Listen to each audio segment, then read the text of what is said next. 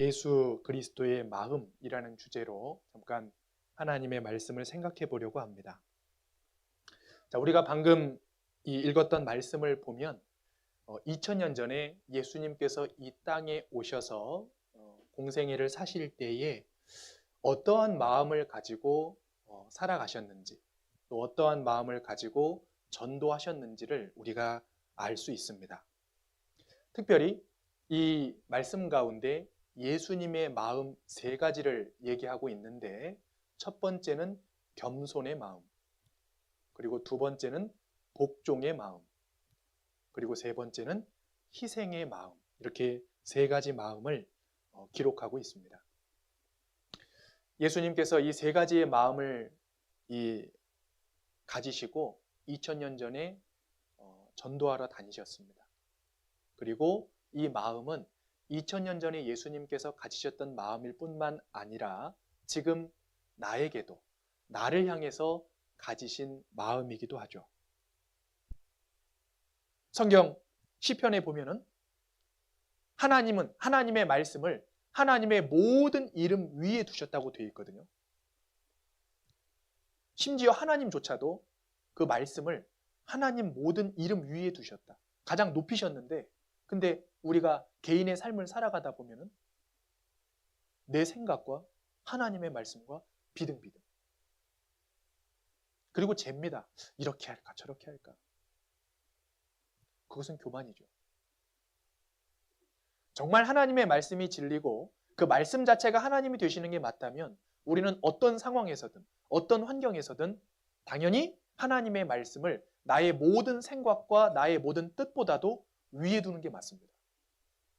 비록 하나님의 말씀이 내 생각과 틀리다고 할지라도 하나님의 말씀이 이러하시다라고 한다면은 그 말씀대로 순종해서 가는 게 합당한 삶의 태도겠죠. 그런데 내 생각과 하나님의 말씀을 동등하게 생각한다니까요. 우린 피조물인데. 그리고 또 교회와 자기를 동등하게 생각할 뿐만 아니라 또 어떤 분들은요, 형제 자매랑 자기를 동등하게 생각해요. 특히 자신보다 나이가 어린 형제 자매, 자신보다 구원의 연수가 좀 덜 된 형제 자매들 보면요, 만만해, 동등해요. 어떨 때는 내가 저 형제 자매보다 위에 있다고 생각합니다. 교만이죠.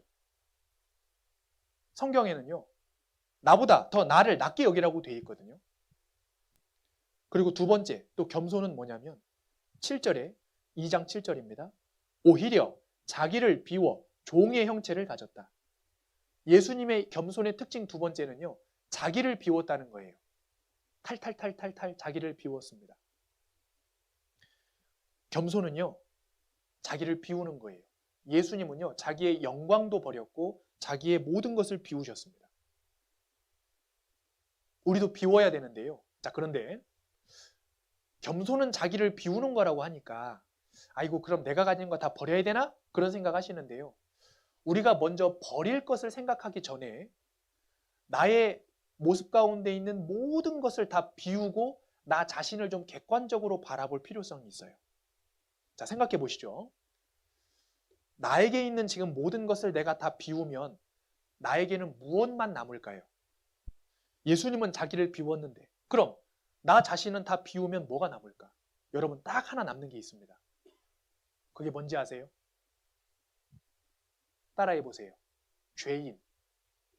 죄인만 남습니다. 우리가 태어날 때 가지고 온 거 아무것도 없습니다. 딱 하나 가지고 왔어요. 뭐로 태어났어요? 죄인으로. 죄인 외에 지금 나에게 주어진 모든 것은 하나님의 은혜로 부어주신 것이지, 그거 다 비우고 나면요, 내가 실제적으로 태어나면서 가지고 온 거 딱 하나 남아요. 그게 죄입니다. 그렇지 않습니까? 내가 구원받고 지금 주님 안에 있는 것도 은혜잖아요. 원래 구원이 나에게 있던 게 아닙니다. 주님이 나를 사랑하셔서 예수 그리스도의 피로 그 모든 죄를 용서해 주시고 나를 구원해 주신 은혜잖아요. 은혜. 은혜라는 단어의 뜻은 조건이나 자격이 되지 않는 사람에게 하나님이 베풀어 주시는 호의라는 의미를 갖고 있어요. 나의 나 된 것은 하나님의 은혜로 된 것이다. 여기 앉아 계신 모든 형제 자매님들, 내가 지금 누리고 있는 모든 것, 이건 다 하나님의 은혜입니다. 하나님이 부어주신 거죠. 그걸 다 비우고 나면 나에게 남는 건 딱 하나밖에 없어요. 그게 죄인입니다. 죄인. 그리고 세 번째, 예수님의 겸손은 자기를 낮추는 거라 그랬죠. 빌립보서 다시 본문으로 가겠습니다. 빌립보서 2장 8절. 사람의 모양으로 나타나셨음에 자기를 낮추시고 자기를 낮추셨다. 예수님은요, 자기를 낮추셨어요. 사실 우리는 본질이 죄인이기 때문에요, 뭐 더 이상 낮추고 말 게 없습니다. 원래는. 그러나 주님이 은혜로 나를 높여주셨고, 주님은 나를 구원하기 위해서 낮아지셨고, 나는 구원받아서 낮아진 곳에서 높아졌고, 주님의 자녀로. 그러니까요, 나는 원래 죄인인데 주님의 은혜로 주어진 것들이니까 우리는 어딜 가든지 나 자신을 계속 낮추려고 해야 됩니다. 계속. 나를 계속 낮추려고 할 때 그 안에 기쁨이 있고 평강이 있어요. 주님은 우리가 어디를 가든지 나를 낮추라고 되어 있거든요. 내가 교제의 자리를 가든지, 뭐 수양회를 가든지, 뭐 어디 야외 교제를 가든지, 어디 가든지 간에요, 가장 낮은 곳이 어딘지를 쫙 보고요, 내가 낮은 곳에 처하려고 해야 될 겁니다. 세상 사람들은 반대죠. 남을 내가 짓밟고 올라서서 높아져야 사니까요, 세상 사람들은 높은 곳을 향해서 갑니다. 그런데 그리스도인은 그렇지 않아요. 낮은 곳을 향해서 가는 거예요. 그게 신앙생활입니다. 그래서 이 겸손이 뭐냐? 크게 세 가지를 말씀을 드렸는데, 첫 번째는 동등됨을 취하지 않는 거다. 예수님이 하나님과 동등됨을 취하지 않았던 것처럼 말씀과 교회와 성도와 내가 동등하게 생각하지 않는 것, 나를 낮추는 것. 그리고 두 번째는 자기를 비우는 거다. 자기를 비우는 것이란 나를 다 비우면 죄인밖에 안 남는데 죄인인 나를 정직하게 바라보는 거죠. 그리고 이 모든 것이 하나님의 은혜로 주어졌다는 것을 내가 믿고 살아간다면 결코 나를 높일 수가 없습니다. 그리고 마지막 세 번째는 낮추는 것이다. 이것이 주님이 가지셨던 겸손의 모습입니다. 그리고 예수님이 가지셨던 두 번째 마음은 제가 복종이라 그랬죠? 여기 2장 8절에 보면 사람의 모양으로 나타나셨음에 자기를 낮추시고 죽기까지 복종하셨으니, 죽기까지 복종하셨다. 자, 주님은 복종하셨어요. 자, 이 복종이라는 단어를 다른 단어로 바꿀 수가 있습니다. 다른 단어로 바꾸면 순종, 맞습니다. 순종도 맞고, 근데 그 순종과 복종을 한꺼번에 지칭하는 단어로 바꾸면요, 온유 이렇게 바꿀 수 있어요. 온유. 온유. 예. 마태복음 11장 28절에 보면요, 수고하고 무거운 짐진 자들아 다 내게로 오라. 내가 너희를 쉬게 하리라. 나는 마음이 온유하고 겸손하니. 예수님이 자기의 마음을 온유와 겸손으로 표현하셨거든요. 우리가 방금 겸손은 배웠죠? 두 번째 복종은 바로 온유입니다. 온유. 이 온유라는 단어, 이 단어를요, 옛날 그 헬라어, 그리스어로 바꾸면 이 프라우테스라고 얘기하는데, 이 프라우테스라고 하는 단어의 배경이 뭐냐면, 이 들판에서 뛰노는 야생마 있잖아요. 길들여지지 않은 그 야생마를 잡아가지고 싹 끌고 와서 이 말을 길들이면 그 길들여진 말을 프라우테스 말이다, 이렇게 얘기했대요. 프라우테스. 그러니까 이 온유가 뭐냐? 그 말의 본성, 내 마음대로 하고자 하는 본성은 있지만 그 본성이 훈련받아가지고 제어를 받는 것, 이것이 바로 온유다. 성도도 마찬가지입니다. 우리도 본성은 그대로 남아있어요. 육신의 본성, 내 마음대로 하고자 하는 것, 내 멋대로 하고자 하는 것, 죄짓고자 하는 것, 그런 본성은 있지만은 우리가 말씀 안에서, 주님의 은혜 안에서 훈련받고 또 연습받아서 하나님의 말씀에 탁 붙잡혀가지고요, 그 말씀에 순종해서 복종해서 살아가는 것. 그것이 바로 온유한 삶이다. 주님은 이 온유함이라는 게 무엇인지를 보여주셨어요. 십자가 위에 달리셨을 때 그 밑에서 많은 사람들이 예수님을 보고 손가락질했습니다. 비난하고 조롱했어요. 야, 네가 유대인의 왕이라면서 내려와 봐라. 응? 너 스스로도 살릴 능력도 없냐? 예수님을 자꾸 비난하고 조롱했거든요. 예수님은 십자가 위에서 내려올 능력이 있었습니다. 그런데 내려오지 않았어요. 왜? 나를 사랑해서 나를 구원하기 위해서 그 모든 치욕을 참으셨던 겁니다. 자, 여기서 우리가 한 가지 생각해 볼 수 있는 것은 온유는 무력함이나 무능이 아니라 내가 충분히 할 수는 있지만 사랑을 이루기 위해서 내가 절제하는 힘이다. 교회 안에서도 내가 내 개인의 능력, 내 개인의 재력, 어떤 개인의 어떤 내가 내 것을 가지고 있는 것으로는 할 수 있지만 교회 성도들이 사랑으로 하나가 되고 화합이 되고 조화가 이루게 되게끔 하기 위해서 절제하는 힘. 그것이 바로 온유인 것이죠. 그래서요, 온유는 먼저 우리가 생각하면 말씀에 붙잡혀서 단순히 말씀에 순종과 복종하는 삶이라고도 생각해 볼 수 있지만 또 하나는 내가 주님의 그 사랑을 이루기 위해서 절제하는 그 힘이다. 이것도 우리가 온유로 생각해 볼 수 있는 겁니다. 그리고 예수님이 가지셨던 세 번째 마음은 바로 희생이죠. 8절 끝에 보면 곧 십자가의 죽으심이라. 희생. 예수님은 나를 구원하기 위해서 자기의 생명을 버렸습니다. 마태복음 20장 28절에 보면 인자가 온 것은 섬김을 받으려 함이 아니라 도리어 섬기려 하고 자기 목숨을 많은 사람의 대속물로 주려 함이니라. 희생이죠. 자, 예수님은 처음 이 땅에 오실 때부터 희생할 각오를 하고 오셨습니다. 왜냐하면 자기가 죽을 걸 알았거든요. 비참하게 십자가 위에서.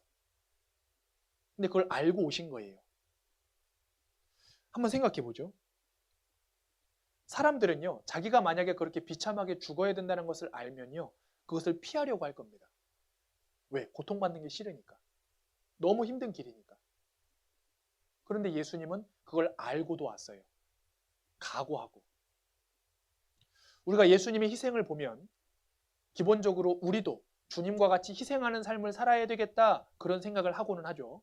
그런데 그 희생은 내가 어쩔 수 없는 상황에서 하는 것이 아니라 내가 알지만 내가 충분히 희생하고 헌신해야 될 것을 아는 상황에서도 각오하고 그리고 나아가는 것.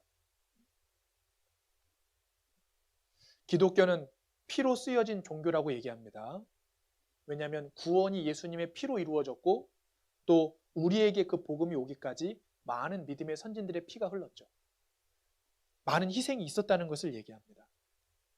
그렇다면 우리도요, 예수님과 또 많은 믿음의 선진들이 갔던 그 발자취를 따라서 희생하는 삶을 살아가야 될 거예요. 지금 이렇게 오늘날까지 정선교회당이 멋있게 리모델링하고 자리 잡을 수 있었던 이유도 분명히 이 가운데 앞서서 희생한 분들이 있는 겁니다. 그렇지 않을까요? 내가 정선교회당이 있으면 물질로도 많이 희생해야 되고 봉사도 막 너댓까지 해야 되고 알아요. 아는데 그게 주님이 나에게 원하시는 거고 명령하시는 거라면 각오하고 가는 거예요. 요한복음 12장 24절 제가 읽겠습니다. 내가 진실로 진실로 너희에게 이르노니 한 알에 미리 땅에 떨어져 죽지 아니하면 한 알 그대로 있고, 그 다음은 함께 읽겠습니다. 죽으면 많은 열매를 맺느니라. 자, 이 말씀 다 아시죠? 희생에 대한 말씀할 때 많이 하시는데요. 근데 제가 이 말씀을 묵상하다가 한 가지 묵상이 된 게 있었어요. 그게 뭐냐면 여 끝에 보면요. 죽으면 그 다음 많은 열매를 맺느니라. 자, 죽으면이라고 하는 단어랑 많은 열매를 맺느니라 라고 하는 문장 사이에 무엇이 있을까요? 죽으면 이건 희생이잖아요. 많은 열매를 맺느니라 이건 역사죠. 희생에 따른. 그 사이에 뭐가 있을까요? 어떤가요? 시? 맞아요. 시 맞습니다. 시간이 있어요. 시간. 한 알의 밀이 땅에 떨어져서 죽으면 바로 열매를 맺는 게 아니죠. 열매가 맺혀질 때까지 시간이 필요하다는 거예요. 제가 이게 묵상하다가요. 그렇네. 죽으면 많은 열매를 맺느니라. 그냥 죽으면 희생이 되면 열매를 맺는구나. 그렇게 생각하고 묵상이 항상 끝났는데 곰곰이 묵상하니까 그 사이에 시간이 필요하더라고요. 땅에 떨어져서 씨앗이 열매 맺히려면 금방 자라요? 시간이 필요해요? 시간이 필요하잖아요. 그죠? 그리고 그 시간 동안 햇빛도 내리쬐고 비바람도 맞고 여러 가지 상황들을 겪습니다. 때때로 우리가 희생하면요. 희생에 대한 그 결과를 빨리 얻기를 바랄 때가 있어요. 그러나 내가 지금 당장은 희생했을 때 그에 따른 결과가 안 나타날지라도 여러 시간이 흐르고 난 이후에는 반드시 주님이 그 희생에 대한 결과로 역사하셔가지고 많은 열매를 맺도록 해주시겠다는 겁니다. 그래서 시편 126편 5절 6절에 보면 눈물을 흘리며 씨를 뿌리는 자는 기쁨으로 거두리로다. 울며 씨를 뿌리러 나아가는 자는 정령 기쁨으로 그 단을 가지고 돌아오리로다. 정령. 반드시 그렇게 되겠다는 약속의 말씀입니다. 우리의 희생은 결코 헛되지 않습니다. 반드시 영광으로 갚아주시고 뿐만 아니라 나의 그 희생으로 많은 성령의 역사로 역사해 가실 거예요. 주님의 희생으로 많은 사람들이 구원함을 얻을 수 있었던 것처럼 나의 희생으로 크신 성령의 역사가 나타날 것이라고 믿습니다. 그러면 그 역사가 나타날 때까지 시간이 필요한데 그 시간 동안 우리는 무엇을 해야 될까요? 따라해 보시죠. 인내. 인내하셔야 돼요. 야고보서 1장 4절에 보면 인내를 온전히 이루라 그랬죠. 오래 참는 것이 신앙생활을 잘할 수 있는 비결입니다. 지금 당장 희생에 대한 결과가 안 나타났다고 할지라도 내가 인내하고 기다리면 정령 기쁨으로 그 단을 가지고 돌아올 수 있도록 주님이 역사하시는 거예요.